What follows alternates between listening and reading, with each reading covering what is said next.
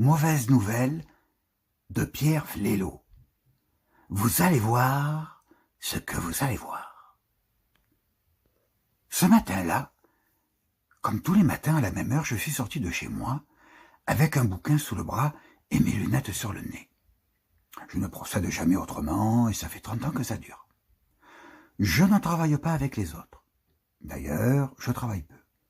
J'ai hérité de suffisamment de ressources pour m'épargner les tâches toujours subalternes qui ouvrent droit à une citoyenneté complète. Je ne suis pas riche non plus, et puis je vis seul. Je n'ai même pas un animal pour m'accompagner dans le noir. Quant à mes voisins, petits bourgeois domestiques, je ne les croise que par hasard. Ils ne me connaissent pas non plus. À peine sur le palier, l'inscription sur la porte de mon voisin d'en face m'arrache un rire contenu par une étrange émotion qui s'empare de celui qui s'attendait à ce qu'une telle révélation lui soit faite tôt ou tard. Il y avait écrit, à la bordure blanche, « Sale flic ».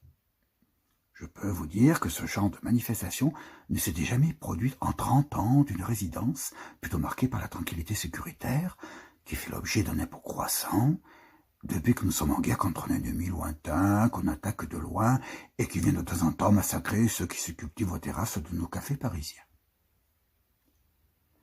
L'un dans l'autre, cette situation est assez confortable. S'il fallait se battre là-bas, en terrain inconnu, des milliers de nouveaux conscrits ensanglanteraient nos chers monuments morts.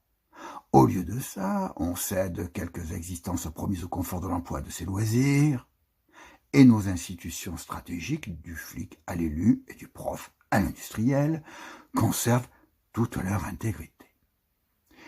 Il nous a fallu nous résigner à perdre de temps en temps quelques vies chères auxquelles on avait consacré une bonne partie de notre épargne pour les éduquer dans le bon sens.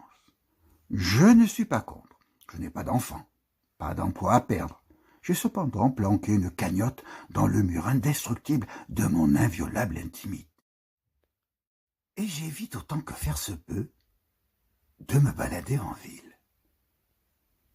S'il était maintenant question de trouver le coupable de cette injurieuse inscription sur la porte de mon voisin flic, ce n'était pas chez moi qu'il fallait espérer en trouver les causes et les instruments.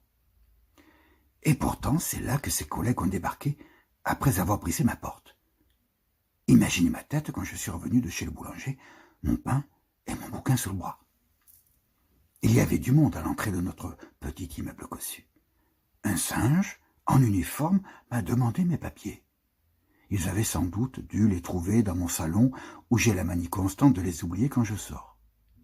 On a été très courtois avec moi. On m'a parlé sans brusquerie. Après tout, je n'étais peut-être pas coupable.